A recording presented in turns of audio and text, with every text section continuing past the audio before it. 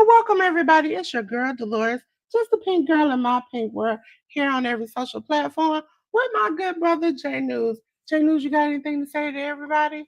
Hello, ladies and gentlemen. We are back. It is Sunday. It is now a little bit past 1 p.m. Eastern Standard Time here on the Hit the Ropes podcast.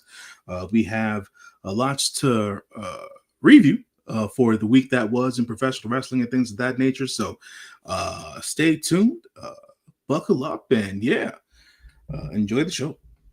Yes, ladies and gentlemen. We're back tag teaming again. Sorry for last week, but you know your girl has some important stuff to do. But, ladies and gentlemen, we're going to preview a new company to you, not new to me and J News, but it's time. It's time. You already know what it's time for. It's the Hit the Ropes podcast. And it's time for what? Review. Let me get my as I said one time before, when I was with J News. Well, let's just go ahead and get our phone master flex on. And it's not gonna yeah, gave you a little small sound. Let me see. There you go. I got my phone phone master flex on just there. But ladies and gentlemen, we're gonna start off with WWE. We're gonna start off with Raw. Ladies and gentlemen, Raw was 1686 on the 15th on Netflix. If you all do not know, if I remember right, this week and next week, Raw is coming on at 7 p.m. So remember that. Also, I hate you, WWE, for what you did to me. J News, you know they got me getting up at 8 o'clock in the morning on the 11th. Why is that? They're in Perth for Crown Jewel. Oh, they're in Australia. Okay. Mm-hmm. So for the Pacific people, I know y'all won't see me because it'll be 5 a.m. for you. WWE Monday Night Raw 1686 on the 15th on Netflix. Lyra Valkyria defeated Roxanne Perez. Penta Zero Mero defeated Kofi Kingston. El Grande Americano defeated Dragon Lee. Stephanie Valkyria defeated Kairi Sane, and the Vision of Braun Breaker and Bronson Reed defeated Jimmy Uso and L.A. Knight. J News, did you see this and what did you think? I think that, if I'm not mistaken, let me take a look at the matches here. I think the only part about this show that I watched was the first match, really, and the segments that happened with Bayley. So Lyra Valkyria defeated Roxanne Perez, and Roxanne Perez and Raquel came after the match was over, and Lyra beat Roxanne. They went to go beat down Lyra. Eventually, Bayley came down. She ran down, should I say, and she saved Lyra. And there was a little bit of, I wouldn't say friction, but Lyra was a little bit confused as to why Bayley was down there to save her and stuff like that, with the confused face. And then Bayley in the ring was basically fighting with her with the voices in her head. And after Lyra noticed that, Bayley came up and she got all happy and giddy and started hugging everybody around the ring. Bayley becoming her hugger gimmick and things of that nature. And that was funny to watch. And then later on in the night, the only other thing that happened with Bayley per se was that Lyra went to go thank Bayley in her locker room, but she noticed that Bayley was talking to herself. And it seemed that Bayley was having a conversation with herself, and Bayley then turned into her ding dong hello character and things of that nature. And she basically screamed at Lyra Valkyria for coming into her locker room without letting her know first and things of that nature. So it seems that we're going to be working with voices in her head. Yeah, they're talking to her, and she definitely understands. We're dealing with a multiple personality version of Bayley. going forward. Penta versus Kofi, I don't think I got anything from that per se. The Stephanie Valkyrie versus Kairi Sane match was pretty good as well, but that continued to from a storyline perspective, it continued what's been going on with Asuka, and Asuka, beckoning Kairi Sane every other moment, and her really beefing with the likes of Rhea Ripley and also Stephanie as well. So there's that with that particular thing, and then the Vision. Yeah, I mean that ended the way it was supposed. That ended the way it ended. I think Jay, mistakenly at some point during whatever exchange happened there, got busted open. I didn't even notice when it happened. To be quite honest, because he swung the chair and he hit one of the bronze, and he was fine. And then like a second later, all of a sudden he starts bleeding from his head, and I'm like, yesterday they were leaking. So that was interesting to see, for all intents and purposes or whatever. But yeah, there's that, and that was basically the go home for their thing going into for their match for WrestlePalooza. And yeah, but nothing else of note that I can on Raw. Last week, you remember Jay ended by whacking LA Knight, and then LA Knight right turned the favor this week. Mm-hmm. The Stephanie Valkyrie match, it seemed like Kyrie is like, how you seen people who have that friend who don't want their friend to be friends with anybody else. Mm-hmm. That's exactly what it is. And I think it was they listened to the Hit the Ropes podcast, because I remember a week or so ago, J.News, I mentioned that I wanted El Grande Americano and all the rest of the El Grande Americanos to do the Spider-Man meme, and they did it. They did it, and I was excited. I didn't care for the match. I just was excited that they all came together to they did it slow, do the Spider-Man meme. Yeah, I think I saw a photo of that, and it got mentioned during the week, but I didn't see it on Monday night per se. The news that kept on coming down from last week that spilled over into this week was the firing or the release of Andrade and things of that nature. That I saw WWE based stuff, but outside of that, he supposedly either failed the test or something happened to it where he supposedly failed, supposed to come back and do it again, or he didn't do it in the first place. It's either one. They've been conflicting reports. Made clear. Yeah, and but either way, if he did not want to do it or he did it and failed and was supposed to redo it, he did not talk to the company. He didn't answer their calls. He wasn't responding. And at that point, they said, "You're hiding for a reason. Goodbye." And that was the last straw that they had with him, and which messed up not Penta, but his brother. Ray Phoenix, because they were supposed to be in a tag team and they were supposed to be moving up in the ranks. So now that put a halt in that. But it was just like at a certain point, sir, you are the problem. It seemed a little confusing to me, all the bits of information and news that came out. And yet again, there's still no concrete information as to why he got fired. Yeah, I mean the in the end of it all, from all speculations, no matter if he did not want to take the testing or he took the test and they had to retest again, they got popped for a test. Regardless of either story, it both ends with him not responding back to WWE when they reached out for him to do this test or retesting, and them saying, "We trying to help you. If you don't want to do this, then see you later, alligator."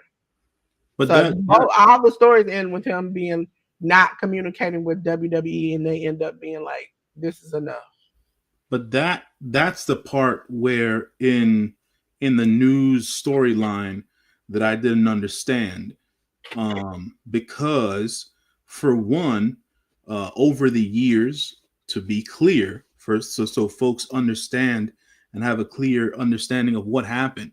Over the years, people can get popped for, as people say that the phrase is, people can get popped um, for whatever, a bad drug screening and things of that nature, or failing to actually adhere to a drug screening and whatnot.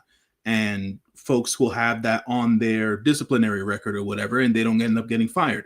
I don't know how many times there have been other wrestlers on the roster who have had multiple injunctions on their Riddle talked about it because Huh? Riddle talked about it because Yeah. he did that. He got popped a couple of times for, he likes to indulge in the trees. Right. And that's when they were super strict. They're not that strict anymore.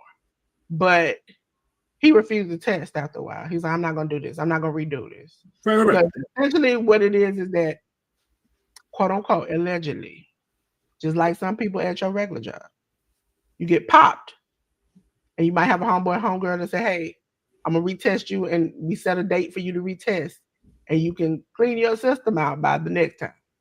Yeah, but that's the part I wanted to get straight. That wasn't something that was necessarily said. People are intimating that. People are assuming that, but that's not necessarily what was said. But why would you avoid the test?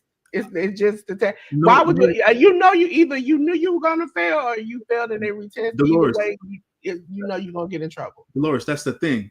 No one knows if he was even asked to take a test again, because no one knows whether or not he failed one in the first place, is what I'm saying. I'm saying if he didn't even fail one in the first place, the fact that you when they both sides, even Sean Ross Sapp said, they tried to communicate with him to get a test done, regardless of retest, first test, last test.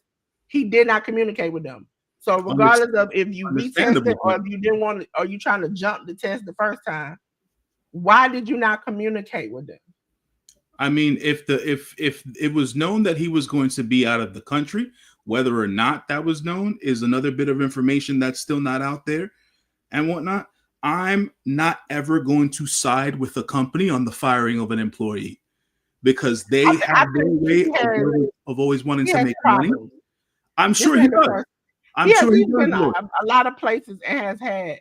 I'm sure many problems. I'm sure he has issues, but I'm not going to absolve the WWE of any wrongdoing in this matter at all. No, I'm not saying that. I'm saying that above all things, you did not communicate. And Andrade has a big mouth. We all know that.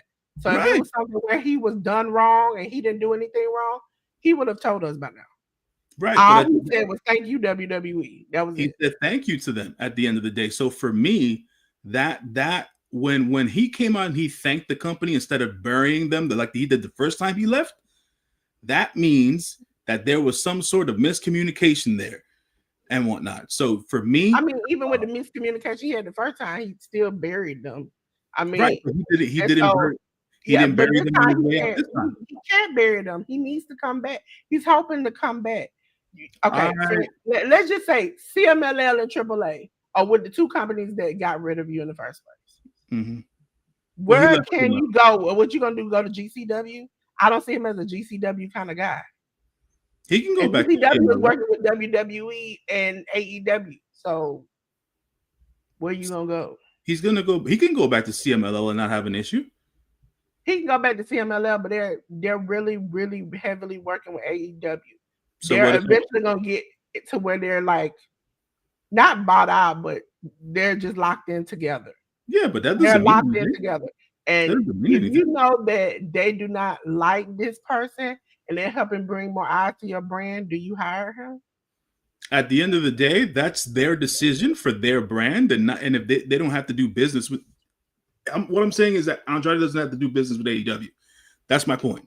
CMLL can hire him because not all CMLL talents end up on AEW TV. So at the end of the day, he can work there and not have any sort of a relationship with AEW. But let alone, yet again, let's always remember that it's not always a forever thing when it comes to mending fences and building relationships again between people. But didn't he have something with CMLL too? No, he did not. He Because left I on. thought he rubbed somebody the wrong way down there or something like that. They No, said. no. He had a bad relationship. He's always had a bad relationship with AAA. I know that for a fact. Oh yeah, I know AAA and him don't. They don't. I mean, they ain't gonna never So, take it back at this point.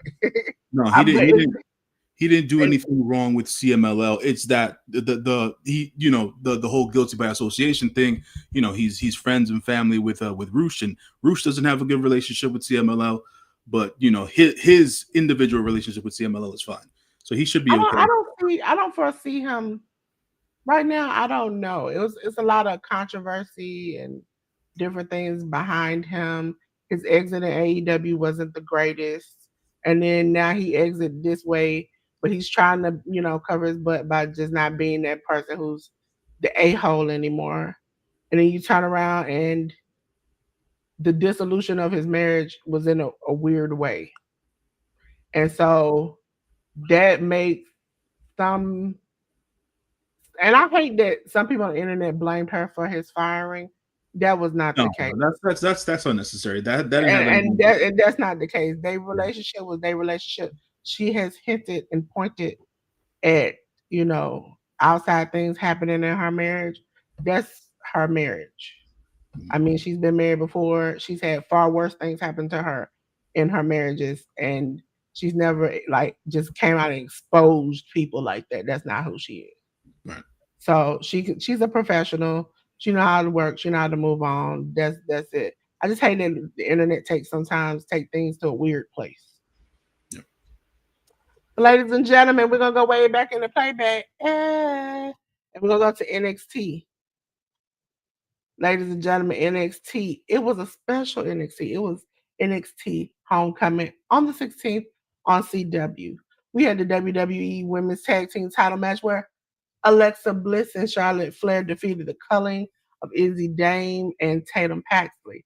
We had Carmelo Hayes and Trick Williams get back together to defeat DIY, Johnny Gargano and Tommaso Ciampa. We had WWE NXT North American title match. Ethan Page defeated Tyler Breeze. Lara Valkyria, Rhea Ripley, and Stephanie Valkyria defeated Fatal Influence of Fallon Henley, JC Jane, and Jasmine Nix. Did you see this, J.News? And what did you think? Yes, sorry about that. I did see this. So to mention this, good parts of nostalgia for those of us who watched NXT during the Black and Gold era and things of that nature. It was cool to see Alexa Bliss and Charlotte Flair go up against the newer ladies of Izzy Dame and Tatum Paxley. I think before the match even happened, Tatum ran into Lyra Valkyria, her white dove. At the end of the day, so that was cool to see because they never necessarily got to pay off their storyline because Lyra got called up. Trick Mellow Gang, man, it's always good to see those boys together, man. But they still beefing at the end of the day, so that's not ending anytime soon. But to see them against DIY, you can still, I got love for Trick Williams, man, but you can definitely see that Trick needs some work in the ring still till this day. Especially when it comes to veterans like Johnny Gargano and Tommaso Ciampa, and Carmelo Hayes is on the main roster for a reason, man. But let's see if they start booking him in a way that gets the fan base behind him and has him doing some things that are of substantial value.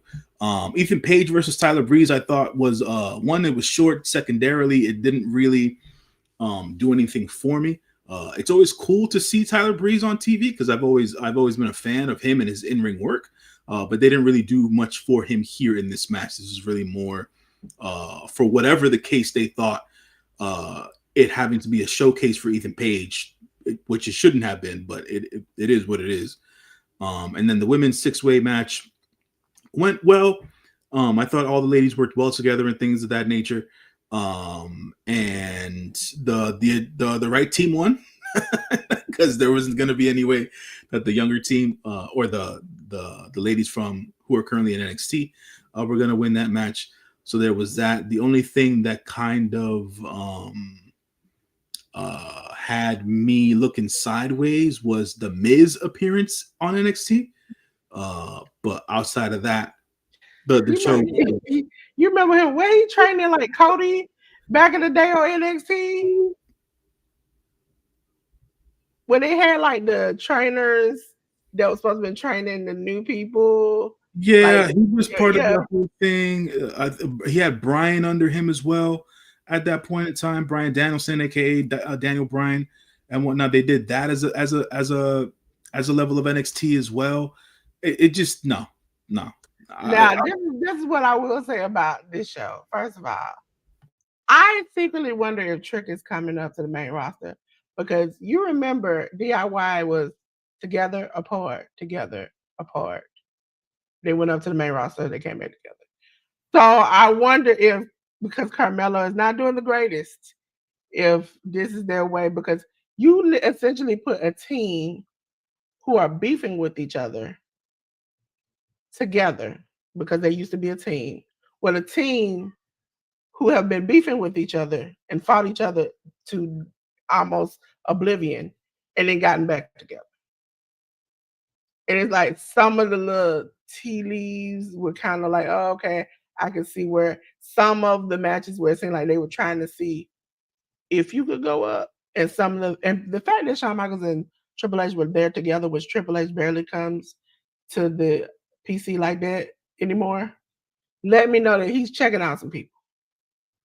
So if he's trying to see something, this is the best way to do it is to put old and new together, kind of test out some of the people you might want to eventually see on the main roster. For those who don't know, Triple H has been very known to keep couples together. So when it comes to for people who are like, why are you talking about the color and Tatum Paxley? Well, Tatum is a good wrestler, and Izzy dating Braun Breaker. So you move up, you might have a little something there in the women's division. As far as I really want to tell WWE, I'm after yesterday, I'm definitely sick of these grown, it's past 7 minutes, ass men acting a damn fool when Stephanie Vaquer does the devil's kiss. It feels like they lose their mind. This NXT, what's his name? Not the boy, the man that is with Booker T. He had to take a clipboard as we looked in the background as it's happening, and Booker is quote unquote falling out, and they having to fan him as he does this every week. And it's like, Booker, get over it, sir. You're a married man with kids. I understand this is your gimmick, but you're taking this too far now. And then we had yesterday, Wade Barrett said, everybody wants a kiss from the devil. And even Michael Cole was like, what? What'd you say? It was like, come on now. I understand the move is attractive, okay? But the fact that you all act like every time it happens, she's just getting naked on screen, it's beginning to get irritating. I like the move. I find it cute. But it's the fact that they are fawning, almost slobbering every time she does this move. And then now people get online and make slow-mo videos of it. And then they put Booker's voice over top of it. It's making me irritated, J.News. I mean, the company made it that way. So at the end of the day, that's the way that they have personified the move, and they've gone with it. She doesn't mind it at the end of the day. So they're gonna ride with it until the wheels fall off. It'll die down eventually, I think. You know what it reminds me of when they do that? Hmm?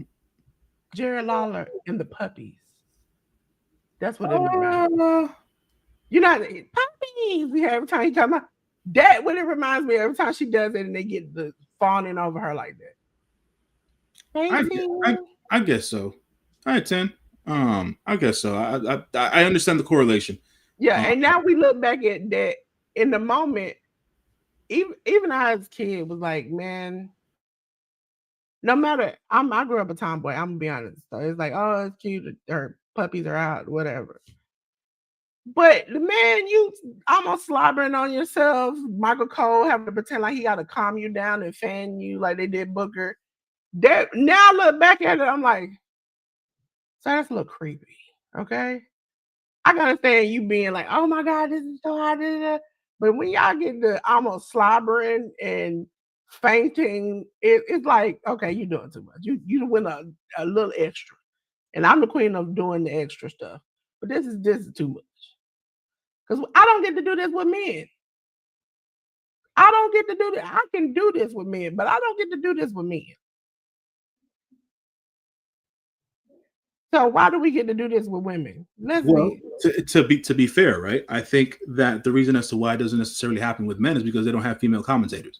So if they ever had one of those instances where if a female commentator was fawning over one of the male performers and things of that nature, I would think that that would be something that would happen on WWE they would TV. have outrage at that point. They would have outrage because I don't know. I think I'm trying to remember his name right. His name is Julian, I think Hughes on TikTok. I don't know. He is a man of a certain persuasion who takes slow mos of things that happen with the men and stuff in wrestling and lays like these sultry tracks over top of them. Mm. And as women, we get in the comments and we laugh. We're like, oh, okay, this is great. Never saw that. I didn't notice that until you said something. But men in the comments and men that review his channel are angry. I mean, it goes both ways at the end of the day. I mean, to stuff Like, like I that's don't like it. I mentioned it on here, but I've never been like, oh my God, you all doing a watch along. Look how he's doing her. It's so horrible. I never would do that. But yeah, I'm like, can y'all tone it down? I asked y'all to tone it down, and y'all somewhat did on the close in zooms of somebody's butt cheeks. But if you could just tone it down, he could be hot and bothered, but he ain't got to faint. He ain't got to be almost slobbering on himself. You know, Wade Barrett ain't got to be like, Wade Barrett went from talking normal to everybody wants a devil's kiss. Nobody, you ain't got to do all that. I mean, I think they do it for the sake of entertainment. At the end of the day, at least that's what their perception of it is. So, to me, it's right. It's neither here nor there. I mean, the WWE's been doing this forever. I mean, it happens in most wrestling companies to a certain degree. The over sexualization of some of the female talent, right? So it just depends on what line. The AEW, they are good for a good up close shot where I feel like I'm inside her ovaries. And I'm like, please stop, slow down, sir. I don't know. Maybe you need to find somebody because this is doing too much. But even he's slacked up on that. Yeah, no, they've definitely eased up on that, and they've never, and from a commentary perspective, they've never been. Yeah, they've never been vulgar like that on commentary. Yeah. And you would think the company that has the allegations and things that they have against them in the lawsuits, that they would kind of tone down. Yeah, no, they double and triple down sometimes. So it is what it is. Ladies and gentlemen, we're gonna go back. We're gonna go to SmackDown. SmackDown came on a little earlier this week. WWE Friday Night SmackDown came on the 19th on USA Network. It was 1361. Again, Charlotte and Alexa had to work. WWE Women's Tag Team title match. Alexa and Charlotte defended against the Green regime of Alba Fire and Chelsea Green. The Vision defeated Fraxium, so the Vision of Braun Breaker and Bronson Reed. Y'all, for those who don't understand why I said the Vision and I named them, because if you ever notice, Seth and Becky call themselves, because they're part of the group The Vision, and I want to make sure y'all know who exactly it is. Fraxium, Axiom, and Nathan Frazier. We have for the WWE United States title match, Sami Zayn defeated Carmelo Hayes. Did you see this, J.News, and what did you think? I did catch what was going on SmackDown because I wanted to see how they were going to go into WrestlePalooza and things of that nature. I have a question to ask because I haven't necessarily read up on anything. Where's Kim? Where is Piper Niven at this point? I haven't seen her in a couple of weeks. I thought she might have. Is she hurt? Gotten injured, but I can double check. But Yeah, I thought she might have gotten injured. So because I've seen her post on social media, like doing personal stuff or whatever the case is, and taking her usual uh cutesy photos and all that stuff, but I haven't seen her in WWE, so I'm wondering if she's hurt or not. So I wanted to ask that just outright, but the tag match was fine between the ladies. I don't necessarily know as to what they're building towards for Alexa and Charlotte in the grand scheme of things, but we'll see as to what happens there. The Fraxium boys had a lot of juice coming into the main roster, and I feel like they've lost all that juice in recent weeks. And that probably has to do with things dying down after the multi tag team match that went down, where they didn't end up winning the tag belts and all that stuff. So the Vision here basically did a number on Fraxium, and they won over. They're being billed as the big bad bullies in the schoolyard. Carmelo Hayes versus Sami Zayn was excellent, I thought, as I know that it would be. And Sami Zayn winning his match with the Blue Thunder Bomb was just a cool thing to see, because the Blue Thunder Bomb can be used to win a match. So that was cool there. And I think they ended the show with a Cody Rhodes promo, him and Drew McIntyre going at it and things of that nature. And that was used to close out the show. There was also a segment on this show which I was not a fan of necessarily. Not necessarily a fan of, because we've seen them do this with Brock before. Yeah. So they're just retelling the same story. Shout out and props to Corey Graves for taking his first bump in a WWE ring in God knows how many years, after taking 2 F5s to protect Michael Cole. I'm sure that we won't see Corey Graves coming back to wrestle at any point in time in the future, but it is what it is in that particular regard. But yeah, they had the Brock Lesnar segment, him calling out John Cena, and then going into WrestlePalooza and all that jazz. So that was what it was there. But yeah, that's how I ended up with SmackDown.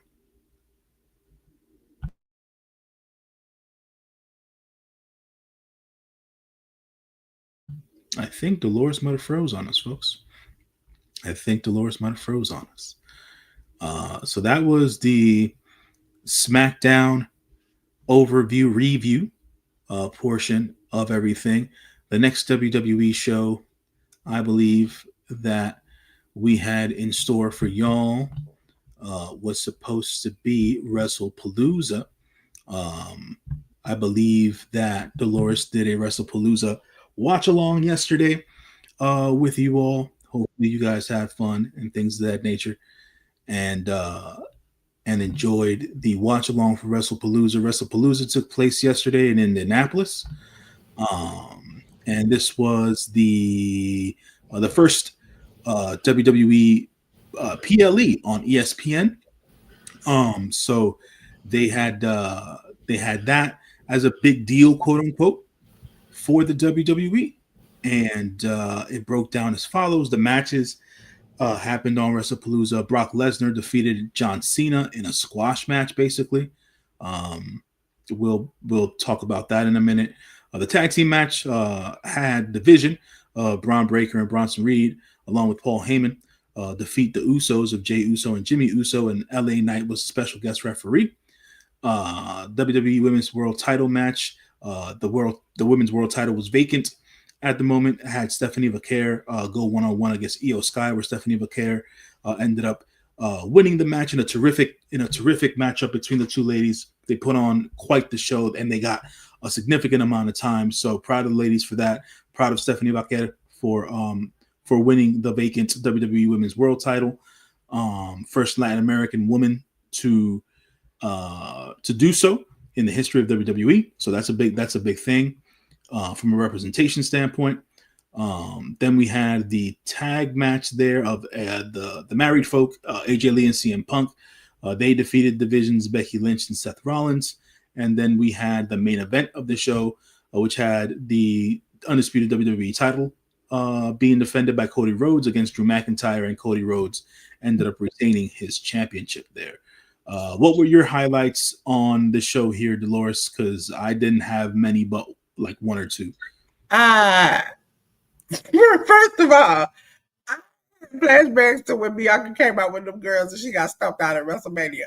That hurt my feelings. But to see John Cena, first of all, y'all were here for the watch along. First of all, ladies and gentlemen, I didn't see a nail shade of my color amongst them kids, okay? And so the fact they came out, and then they only showed the young black girl crying in the audience. After they showed the little boy crying, and I was like, Cena, I hate to say you deserve to get stomped out, but you kind of did. To see Paul and Brock again was like, yay, no. Because I did not want to see them together. The LA Knight being brought into I knew it was going to be some shenanigans. You know, you shenan once, you're going to shenan again. I love seeing Stephanie win. I really, really love that match because I think it went almost 30 minutes. You rarely see women go at it for that long in WWE. And most of any wrestling company too much. You rarely see women get a chance to just shine. And they were the only women on the match other than like the mixed tag. For those who are part of the watch along or watching the replay of it, when it comes to AJ Lee's CM Punk match, close your ears because I screamed a script when I saw her come out that I have been waiting forever. And the after show to see her and Big E together and for her to finally get back when she told Big E like how he tried to cave her sternum in by hitting her in the chest. That was just heartwarming and like because you see somebody come back you never expected to come back and you're looking at Big E and we've been hoping that he can come back and to see them together is like maybe Big E you have hope. You're like that one day things will come back. Edge has done it, Kurt Angle's done it, Steve Austin has done it, maybe he can do it too. So that was, good to see. And Cody Rhodes. I love my man, because every time I see him, I scream, Georgia stand up. ATL, I got to do the whole thing when he comes out. And it was good to see him, but I was kind of mad during the middle of this match, J.News, because they kind of, hey, Tuber Chat. Come up. Oh, I forgot to tell you all at the top of the show. And I have to remind myself. If you have a question, put the question in and put the question mark. It'll pop up in our chats with the question mark on the side of the button. So we'll know it's a question and it'll be identified. Cody has been he's had a child. He has been doing the filming and stuff like that. But they kept referring to him having a mental fatigue and a mental problem. And I'm like, no, don't confuse, and I said on live, don't confuse being physically tired as a mental problem. That don't match. The math ain't mathing. Especially when you have somebody who just wrestled before, who's an advocate on mental health, that you are excusing him working hard as him not being focused and having mental problems. That seems like he can't get into it. He's having some, mental things going on. Like they kept saying it like he was mentally about to snap. I don't know if that's going to be a part of the future when he turns into the bad guy, but that didn't make any sense in that moment, especially when he's like smiling and got his arms out and then he's mentally not here. And I'm like, what? Why are we talking about this? That what made me mad, J.News, because it's like I can understand you said he's been doing a lot. He's a new father. He's physically tired. mentally he seemed to be fine. He was out here wooing and having a good time and jumping up and spinning around. But then you turn around and say he has a mental thing, and it's like, I don't see it, I don't feel it. Maybe he's tired. He's physically tired, especially when Brock was beating him down. They mentioned it, and I'm like, he is physically worn out and beat up. Doesn't have anything with. We don't see his mental now, unless they trying to tell us something. We don't see his mental. Why are we mentioning this?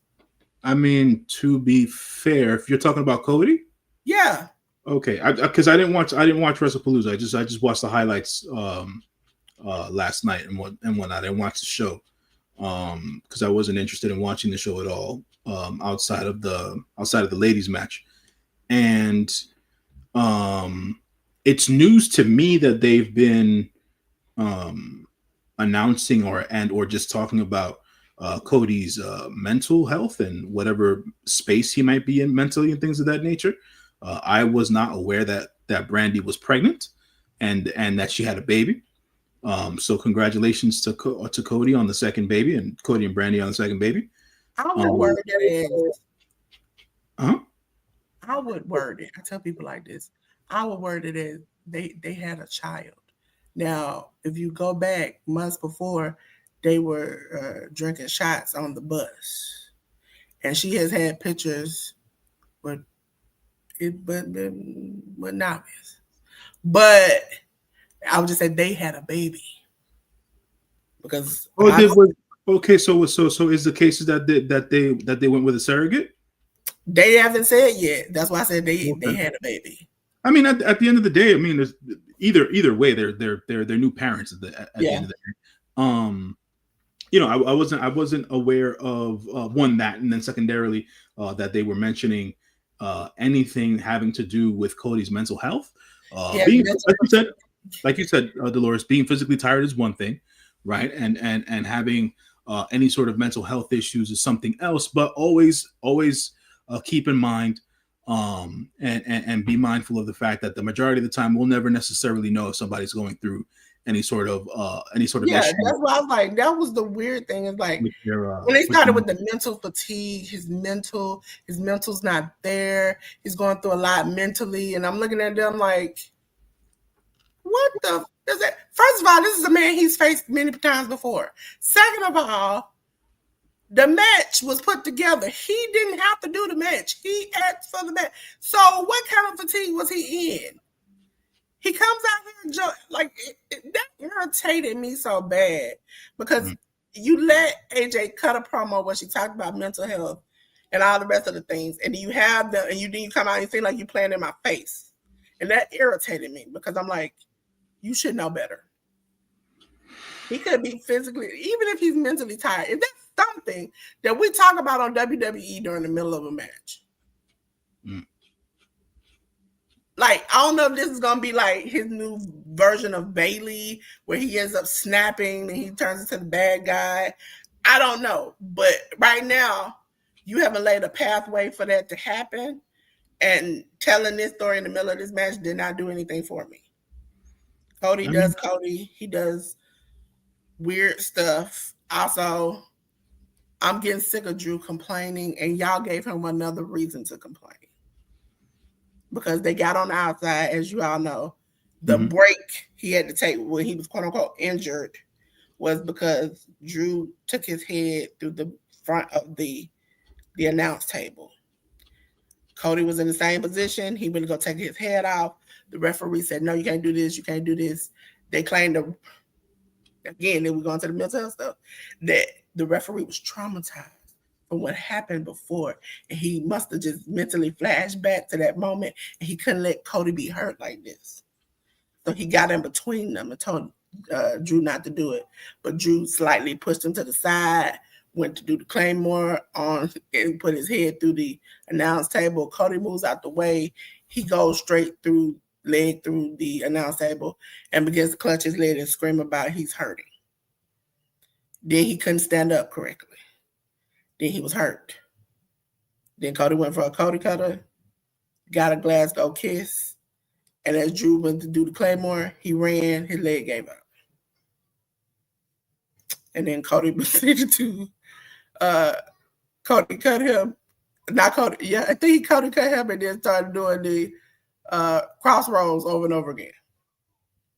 And then after the match, the little thing that the announcer said was, now Drew got something to complain about else. They were like, why did the referee get involved? He got something else to complain about. And then as Drew is outside, he is literally getting his leg and feet worked on. Like, they don't took the boot off and everything. So I don't know if it was a fake injury or if he really got hurt, because, you know, normal times they lay there, they just check their leg, they get up and walk away. He literally took his shoe off, they were showing his socks. He was screaming and grabbing his leg. I don't know. I hope he's okay. But it was just like, it was just so weird. And then they went into the flashback and the traumatized. And I was just like, you know what? I'm beginning to see a pattern. Bailey has went crazy. AJ is crazy. It's naturally her superpower. You got Cody, who's having mental struggles and mental fatigue, and a referee who is traumatized. I don't know what to say. Also, I needed somebody to understand that you don't need a wide shot for everything. So as CM Punk, who had been injured outside of the ring, is laying on the ground and his wife is giving the comeback, you wide shot to him doing this, J.News. Cheering his wife on. I said, you didn't need that wide shot, sir. You could have kept that to yourself. Made me think he hurt on the outside. Just like when AJ bounced through the table and he went to go check on him, they zoomed in on him to make sure he checked on his wife. Some things you ain't got to record. I liked some of the matches. The last three. The first two, I could have been without. Also, Paul Heyman, if you're going to do your Brock Lesnar intro, don't do it differently. You know, when he gets to the point, he's like, Brock Lesnar. And he was like, Brock the GOAT.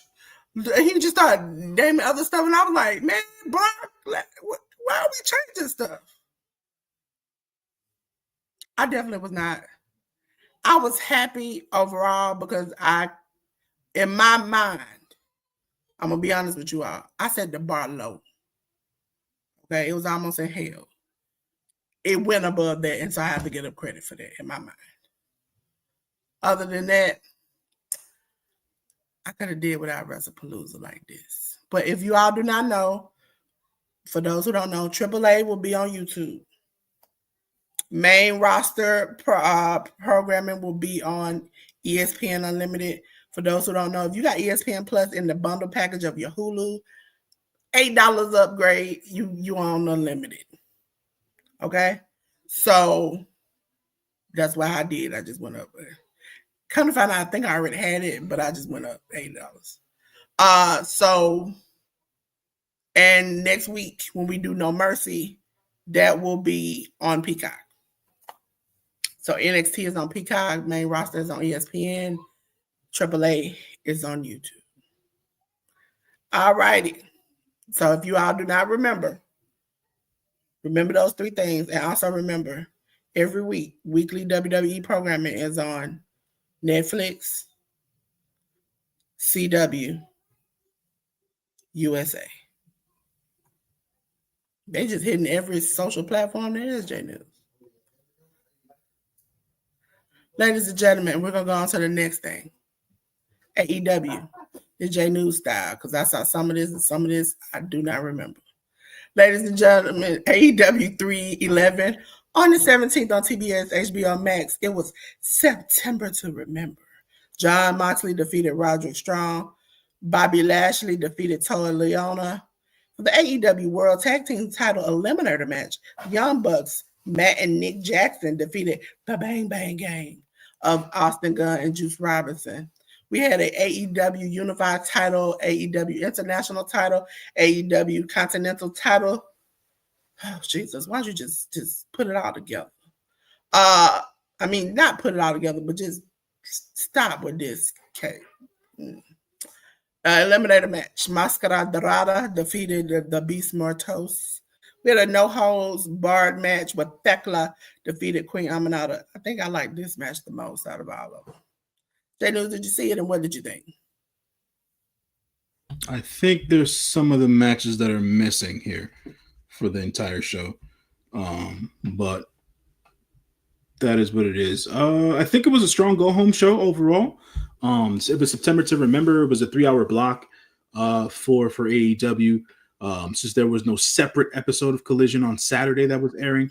We'll talk about the 2 Collision shows back to back when we get to it. Well, the Collision show happened. There was an hour of for those folks who watch AEW on HBO Max. The third hour of the September to Remember event was under the category of Collision on HBO Max. So that happened to me. I was watching the first 2 hours of Dynamite, and it aired as Dynamite, and then it went off the air. And then subsequently, thankfully, somebody who runs the streaming component on HBO Max, they put the Collision icon up as something else, what was coming up next to watch. So I clicked on that and it automatically clicked over to the next hour. But it took like several minutes for that to pop up after the show was over. So I joined the third hour of the September to Remember event on a couple of minutes delay. But to talk about the show, Jon Moxley going one-on-one against Roderick Strong. I thought it was a good opener between Roderick Strong and Jon Moxley. It was interesting to see the dynamic between Roderick Strong and Jon Moxley and see how that was going to go about. The match went the way I thought it was going to go. They finally had Roderick Strong interact with his wife, Marina Shafir, which was, for short, it was lovely, as I like to say, because you can tell that Marina Shafir loves her husband. At the end of the day, she couldn't help but smile at him when they were supposed to be jaw-jacking with one another. And Danny Garcia was at ringside along with Kyle O'Reilly. So there's that part of it. There's beef between the Paragon, the conglomeration, and the Death Riders and things of that nature, and that's going to continue on this week going into Dynamite. Bobby Lashley versus Toa Liona was one hell of a meat man match. They beat the crap out of each other. It's the best I've ever seen Bobby Lashley and Toa Liona look as individual wrestlers on AEW TV. I would say for folks who have been looking to watch a good hard-hitting Bobby Lashley match, to go out and watch that against Toa Liona. And Toa Liona definitely showed out here in his match versus Bobby Lashley. This was to close out or to the go home angle for the trios match that was happening on All Out this Saturday against the Hurt Syndicate, and now the trio known as the Demand, which is GOA, the Gates of Agony, and Ricochet. AEW World Tag Team Eliminator match. Hell of a match between the Young Bucks and the Bang Bang Gang. I want to say this because it rings true. Any members of the Bang Bang Gang, when they get together as a tag team, they're strong, man. Be it the Guns as brothers, they're a strong tag team. Juice and Jay White, they're a strong tag team. And any iteration of those guys together are a real strong tag team.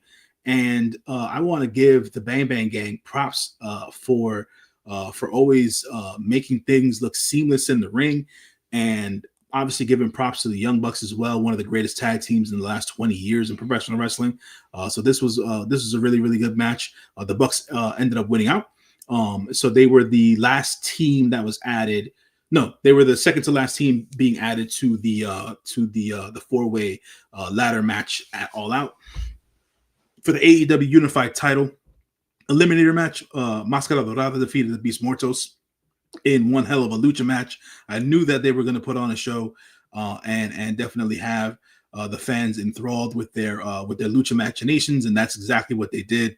Mascara Dorada won out, as I thought that he would, and he was the last entrant or the last competitor put into the Unified Title triple threat match that happened in All Out. We then have the no holds barred match between Thekla and Queen Aminata. Those girls beat the crap out of each other. In that no holds barred match, they do not hold back against one another. They get completely physical. They hit each other hard. and it's always cool to see those two girls go at it because they have quite the chemistry. Tekla went out here, being that Tekla was part of the 4-way women's world title match at All Out, so that left that there. And then the third hour of September to Remember went into the next part of it. So the third hour of September to Remember had the AEW World Tag Team Eliminator match, the last one, which had the team of Jet Speed, that's Kevin Knight and Mike Bailey, go up against Killswitch and Kip Sabian. And Jet Speed defeated that team. By the end of this match, Killswitch left Kip Sabian hanging to dry because Kip Sabian kept mistreating Killswitch, aka Luchasaurus. Luchasaurus then walked away, went away, left Kip Sabian hanging there. Jet Speed ended up winning that match. Jet Speed went on to be the last team to be a part of the AEW World Tag Team title 4-way ladder match at All Out. Riho defeated Robin Renegade in a very short match. They didn't really give the ladies much time to do much here in the third hour. I thought I was surprised to see Robin Renegade in the gear that she was in, because I was so used to seeing her in the black top and black jeans and black boots and stuff like that, and she was in very colorful ring gear. It was something different. And for the time that she got in there with Riho, she looked really, really good.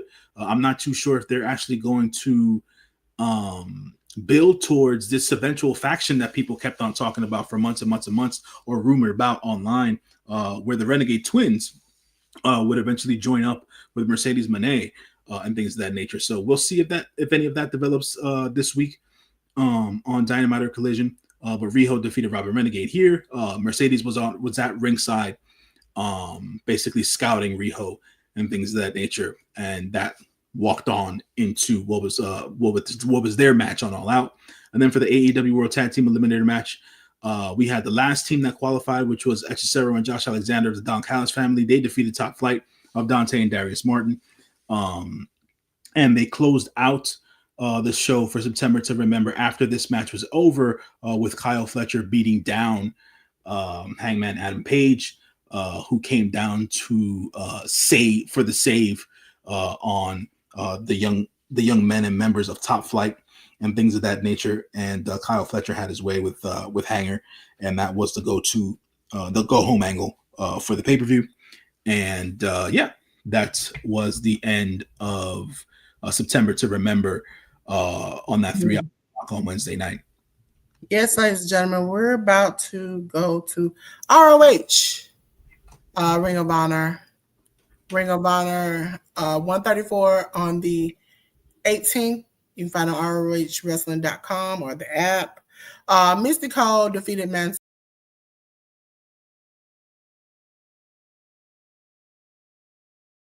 Because sometimes people like to get special scenes. GCW definitely is for that. Defeated Viva Van. We had the Beast Mortos defeat Allen Angels in a match that I did not need for 1 minute and 52 seconds. Pure Rules match. We had Katsuri Shibata defeat Matt Mako. We had the Death Riders of Marina Shavir and Willa Yuta defeat Aaliyah James and Man Like Doris, who was wrestling this weekend. We'll talk about him later. Satnam Singh defeated CPA. I can never tell. Hold on. CPA in a minute. I swear this phone is killing me today, J.News. In 1 minute and 7 seconds. We had Pure Rules match of Yukua. That's J.News word. It's Yuka Sakazaki. I don't know why I want to pronounce it something else, and I've pronounced it 29 times on this channel. Defeating Janai Kai. We had the ROH World 6-man tag team title match. Shane Taylor Productions. I want to give them a big up. Defeating AR Fox and the Kingdom of Matt Taven and Mike Bennett. I saw some of these matches because I get to see the results before I watch them. And so I would like to say the only match that I was slightly looking forward to and excited about and that I completely watched through I watched the Mystical Mansoor match. I watched the Viva Van match because I love Viva Van. But when I watched the Beast Mortus and Alan Angels match, I was more like disappointed. I would say these short matches, they do a lot of promos. These short matches are, you get into it and then next thing you know, it cuts off. And that's my problem with ROH. But did you watch it, J.News? I got to the highlights of some of this stuff. Jesus Christ, that's not what I wanted to do. Hold on one second. Delores. Let me see some here. No, that's not. Nope, and nope. All right, never mind. So the matches that I caught from the ROH show, I caught the Olympia versus Viva Van match. I really liked that match. Olympia is not necessarily her luchadora name. I forget what her name is in the lucha circuit. I was trying to look it up right now, but nothing came up. Something else came up, so I'm not gonna necessarily bog down on that too much. As like you, Delores, I was disappointed in the Beast Mortals versus Alan Angels match. This is the first time we've seen Alan Angels back on AEW, any sort of AEW/ROH TV in a couple of years since he's been over on TNA. For this to be 1 minute and 52 seconds was it sucked. It was lackluster at the end of the day. So that's that. Matt Mako, longtime friend and confidant of Wheeler Yuta here on the East Coast. For those folks who like the Indies here on the Pennsylvania Jersey area, Katsuyori Shibata had his way with Wheeler Yuta's old tag team partner there. It's been a while since we've seen Marina Shafir in any sort of action on ROH TV. It was interesting to see the Brit legend, man like Doris, on ROH TV, teaming up with one of my favorites in the young lady of Aaliyah James, which this has been her, I don't know, like 6th, 7th time participating on ROH. So it seems like Tony as in Tony Khan, seems to have taken some sort of a liking to Aaliyah James, to have her continue to come back to ROH. So that might be a good sign for her in the future. But the Death Riders run there. Didn't watch the Satnam Singh thing. Yuka Sakazaki and Janai Kai, hard hitting. Those two young ladies went at it. They kicked the crap out of each other. Janai Kai also getting a lot of love on ROH TV as of late, especially through the segment where ROH/AEW was doing all the shows in Philly. She's an East Coast based girl. I think she's from the New York area, if I'm not mistaken. So we saw a lot of her during those weeks in Philly, and she had a good match here with Yuka Sakazaki, and it was the first time that we had seen Yuka in a long time, either be on ROH or AEW TV. And always shouts to the boys from STP, because they always are super entertaining, and they work like a well-oiled machine. The only thing I would have to say is that I'm just not a big fan of this nomad persona that AR Fox has going on, where he's like just teaming with any random body. I think you need to get AR Fox affiliated with one certain group at some point, and have him build character and depth from there. Him having a team with all these different likes and sorts of people is just like, he's just a throw-in at this point. I think that there needs to be some respect put on AR Fox's name. Yeah, I totally agree. It's better than what it used to be. It's not a picnic, it's just a jog.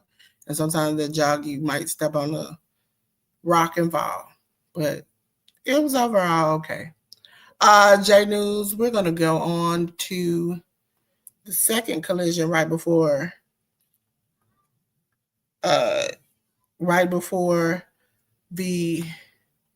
pay-per-view. It was called, let me get back to it, Saturday Tailgate Brawl All Out. I don't know why they still call it 111 when they had 111 the day before, But ladies and gentlemen, you have the Ops of Powerhouse Hobbs and Samoa Joe defeat the Work Horsemen of Anthony Henry and J.D. Drake. Daniel Garcia defeated Katsuyori Shibata. Hologram and Paragon of Kyle O'Reilly and Roderick Strong defeated the Frat House of Cole Carter, Griff Garrison, and Preston Vance. I'm sick of that team right now. I'm sorry. I couldn't even hold it. With an 8-man tag, tornado tag, tailgate brawl match. And that was with Holly Cameron, Mina Shirakawa, Queen Aminata, and Willow Nightingale defeating Megan Bain, Penelope Ford, and the Sisters of Sin, Julia Hart and Sky Blue. J.News, did you see this and what did you think of it?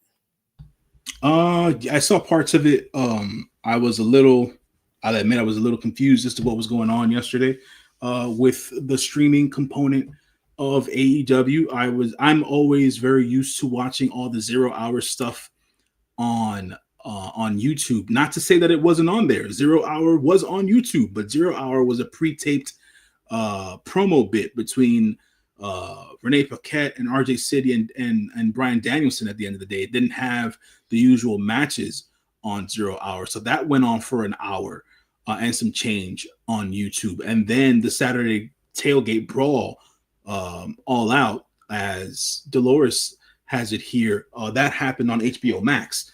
So when I switched over to HBO Max, I had already missed the match with the Ops and the Workhorsemen. I took an interest in wanting to watch that match because I wanted to see how Anthony Henry looked, but I didn't get a chance to see that, so I got to go back and watch it. Daniel Garcia versus Katsuyori Shibata was exactly what I thought it was going to be. A hard-hitting affair between the two of them. Daniel Garcia showing his more violent, more vicious side against Katsuyori Shibata, and Shibata still laying it into Daniel Garcia. So Daniel Garcia still got some learning to do at the end of the day on how to be more vicious and how to be more violent. But good win for him nonetheless. Obviously, with him now being a part of the Death Riders. I missed this 6-man tag because I wanted to go get something to eat at this point. The only thing that I was interested in seeing was to see if they were going to follow up on this whole clone thing for Hologram. They did the second or two glitch during the backstage promo with Hologram and the Paragon, but nothing necessarily happened during the match. But they defeated the Frat House Boys easily in that estimation. And the women's the 8 women tag match, the tornado match, it was wild, it was crazy, it was fun. No, the girls weren't bleeding or anything like that, so folks don't have to worry about it being super violent and whatnot. The girls just had fun beating the crap out of each other for the most part. And I have a feeling that I know as to what Tony Khan's big announcement on Wednesday is going to be, as much as anyone else does. Hopefully the big announcement is going to be for those AEW Women's Tag Team Championships and stuff like that, and him creating a tournament for it. So hopefully that comes to pass on Wednesday night on Dynamite, and that be Tony Khan's big announcement. If not, then I guess we'll hold out and whatnot. But the reason as to why I'm saying that is because not for the first time, but I think more from a show labeling standpoint, it was the first time the commentary referenced Julia Hart and Sky Blue as the Sisters of Sin. So them having an actual tag name to me was like a breadcrumb and signaling that we might be seeing those AEW Women's Tag Team belts coming sooner rather than later. But yeah, that was the tailgate brawl for All Out. Yes. Now it's time to get into the main event. All Out, ladies and gentlemen. All Out was on the 20th on HBO Max / your pay-per-view provider. Ladies and gentlemen, it started off with Adam Copeland and Christian Cage defeating FTR of Cash Wheeler and Dax Harwood. We had Eddie Kingston defeat Big Bill. We had a tables and tax match where Mark Briscoe defeated MJF. We had the Demand, Bishop Khan, Ricochet, and Toa Lioa defeat the Hurt Syndicate of Bobby Lashley, MVP, and Shelton Benjamin. We had AEW TBS title match where Mercedes Moné retained her championship against Riho. We had AEW Unified title, International title, Continental title, three-way match where Kazuchika Okada made it rain, where he defeated Konosuke Takeshita and Mascara Dorada. We had a coffin match where Jon Moxley defeated Darby Allin. For the AEW Women's World title four-way match, Chris Statlander defeated the former champion Toni Storm, Jamie Hayter, and Thekla. We had for the AEW Tag Team title four-way ladder match, Bandito, which is Bandito and Brody King, defeat Jet Speed of Kevin Knight, Mike Bailey, and the Don Callis family of Hechicero, Josh Alexander, and the Bucks of Matt and Nick Jackson. AEW World Title match: Adam Page defeated Kyle Fletcher. I know you saw this, J.News. What did you think? I did see this. I chose to watch AEW All Out over WrestlePalooza just because I prefer the AEW product over the WWE product at this point. And it was earlier during the day too. So the show started at 3, so it was cool because by the time it was 9:30 p.m., everything was done for the pay-per-view. That was because I ended up watching the media scrum for another hour and a half after that. But Adam Copeland and Christian Cage defeating FTR was, to me, that was expected. What I didn't expect was what happened during the match. We got I believe to be, it's not confirmed or not, I believe to be a one and done appearance from Adam Copeland's lovely wife, Beth, formerly known as Beth Phoenix, introduced to the AEW faithful as Beth Copeland. She came out to run interference on a then interfering Stokely Hathaway. She carried him out via fireman's carry style. She carried him out. That was hilarious. I totally enjoyed that. Yeah, that was a cool moment. She came in guns a-blazing and stuff like that. And then after she put Stokely down in the back, she came back out to help Christian and Cope. After Christian and Cope won the match, we had young Nick Wayne being rolled out in a wheelchair by his mama. And Kip Sabian, for a quick moment, was conspicuous by his absence.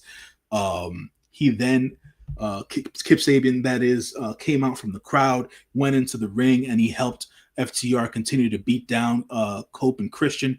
After Cope and Christian had won the match, they handcuffed Cope to one of the ring ropes.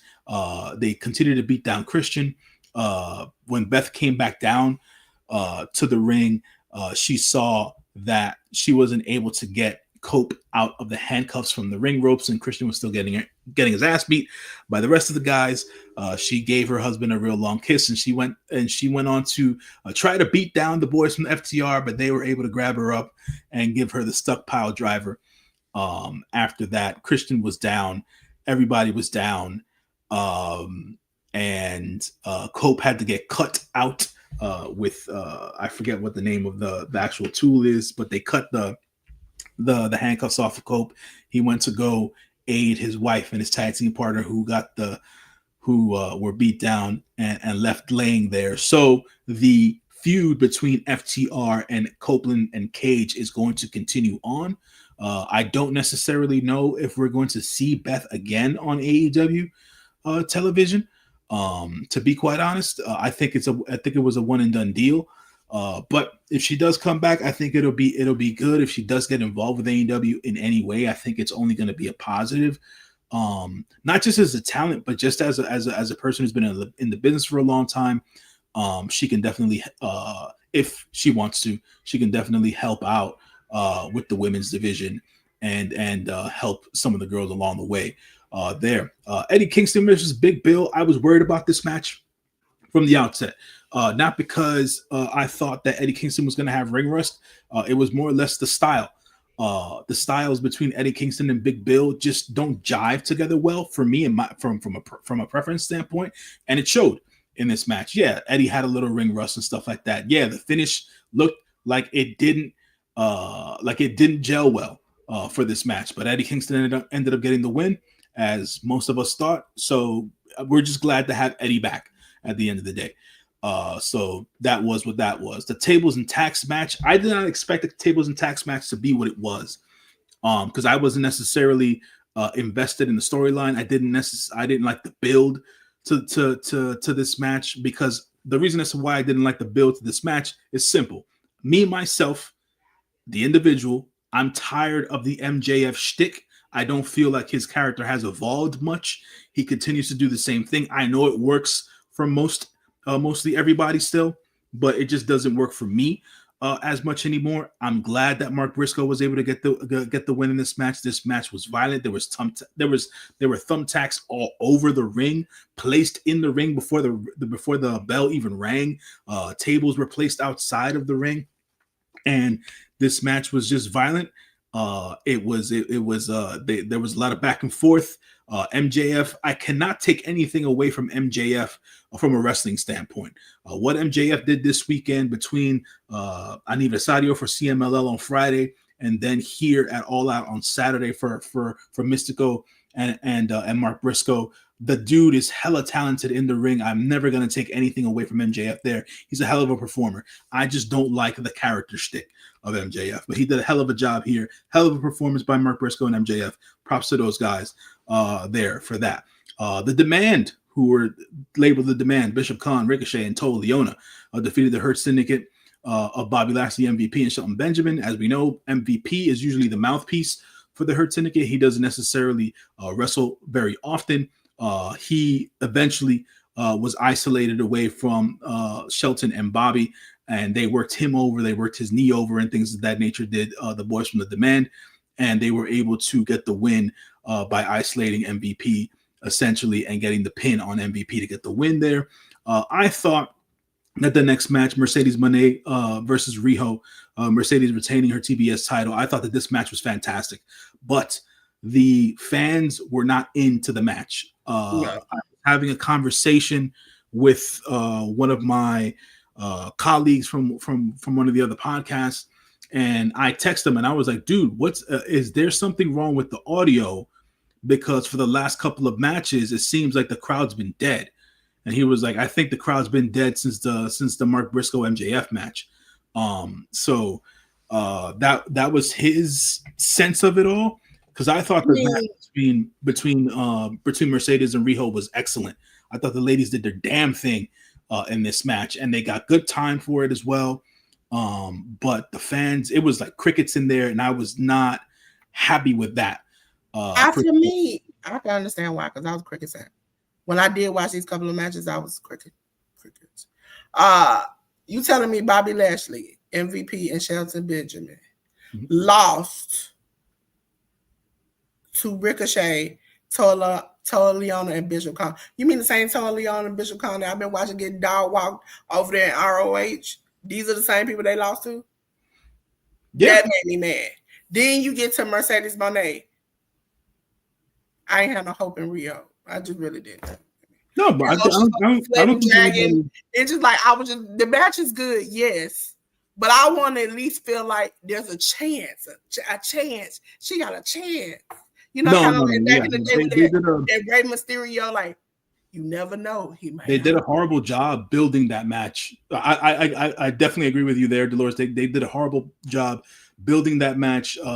People went into that match not believing in Riho, but like to the point that I was trying to make is that this show all overall was built more for the match qualities than the builds and the stories going into them. But they did a horrible job building the story behind Riho and Mercedes and stuff like that. Even though Mercedes did her best.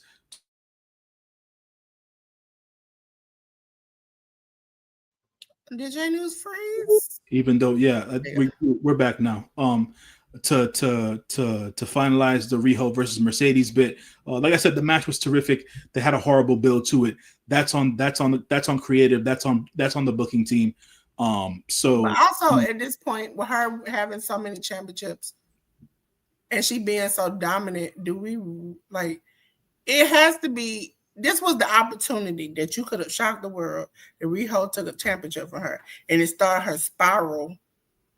Yeah, I think that's what we really wanted. But the fact that it was no build, and then you sitting there and you're like, oh, okay, I had no faith in it, and I'm like, okay, no offense, but Mercedes, you have good matches.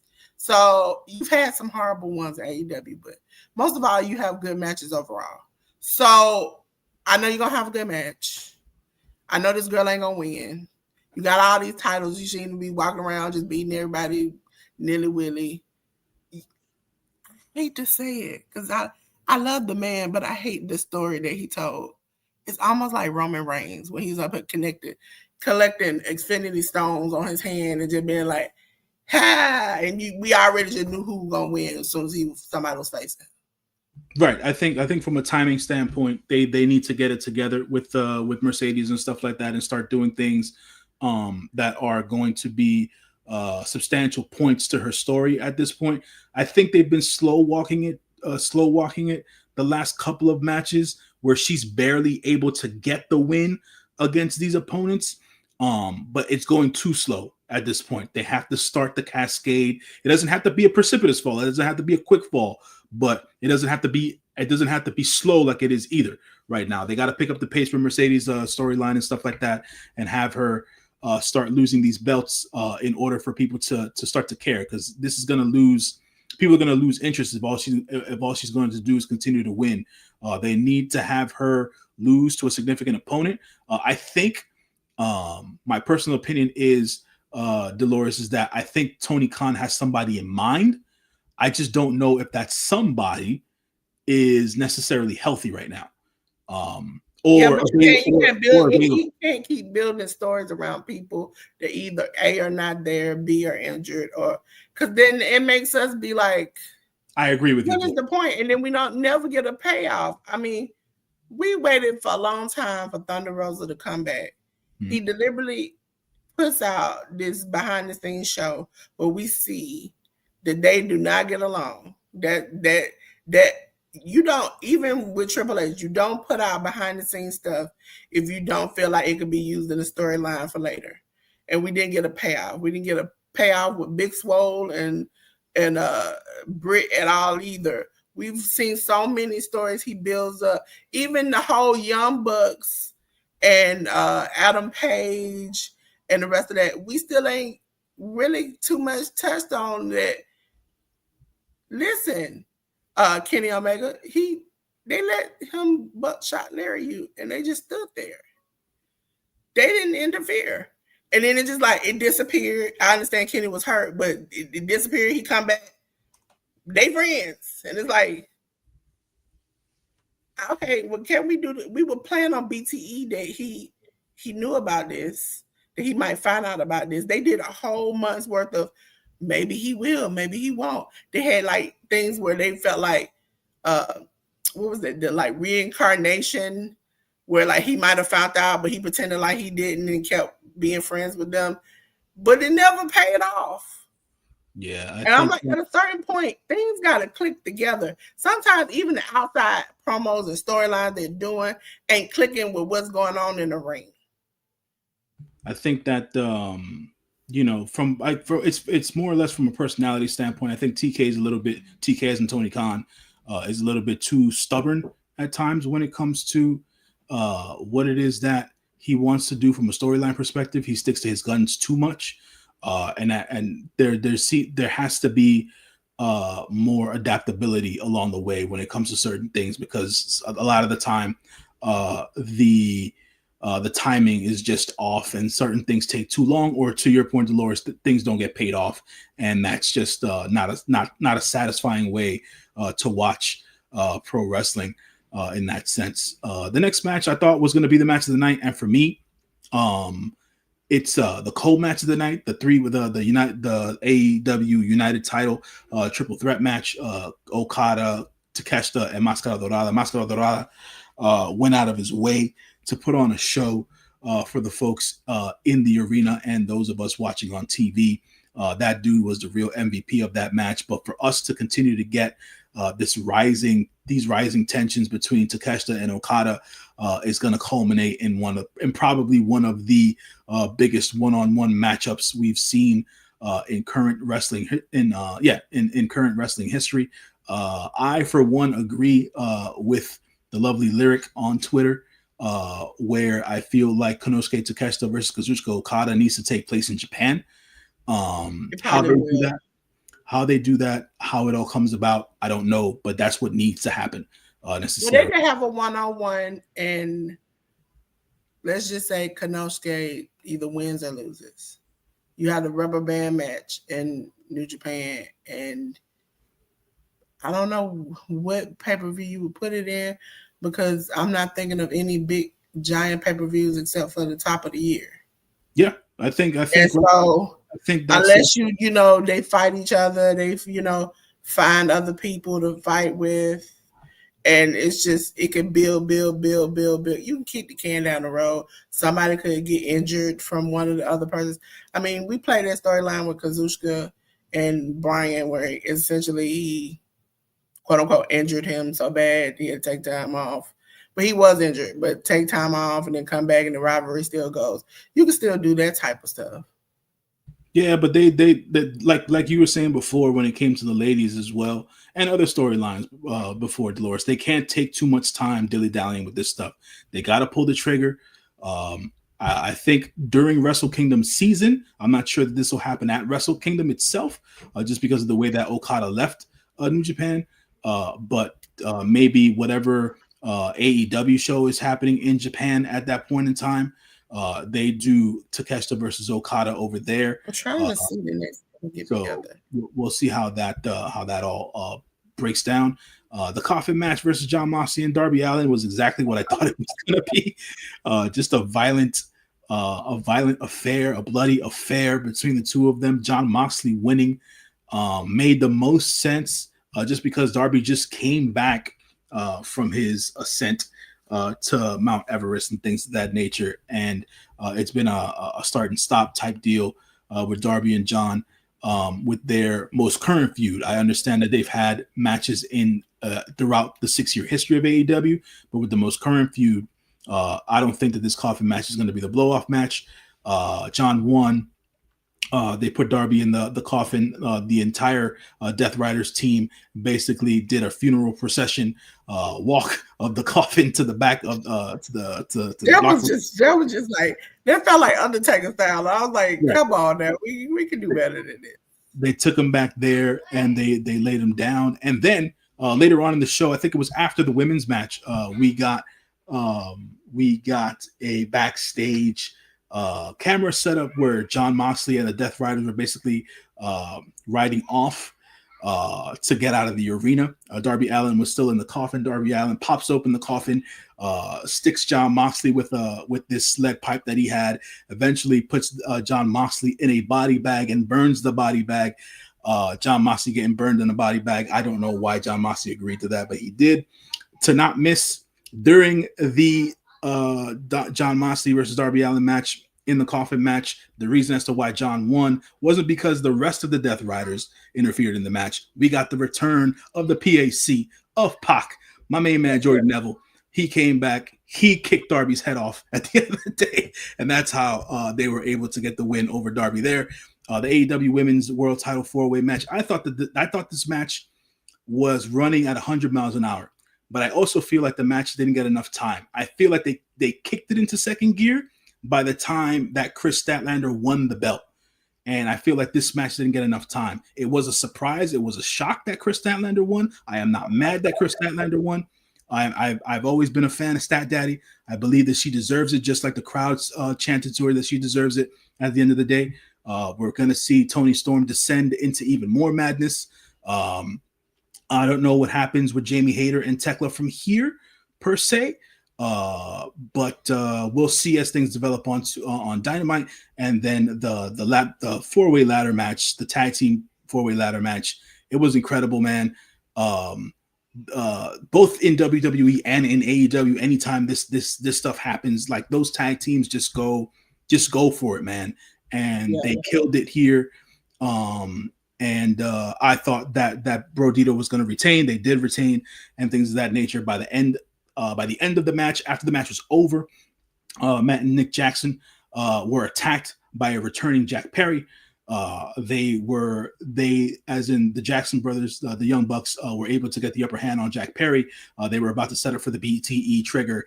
Jack Perry then had that sly smile on his face. The lights went out, and then the Luchasaurus came back. They played this nice video montage of how about how Jack Perry resuscitated Luchasaurus and things of that nature. Luchasaurus came out, kicked the heads off of the Young Bucks, and a boy and his diner store were reunited. And the Tarzan. I died laughing because I was like, what was the reason?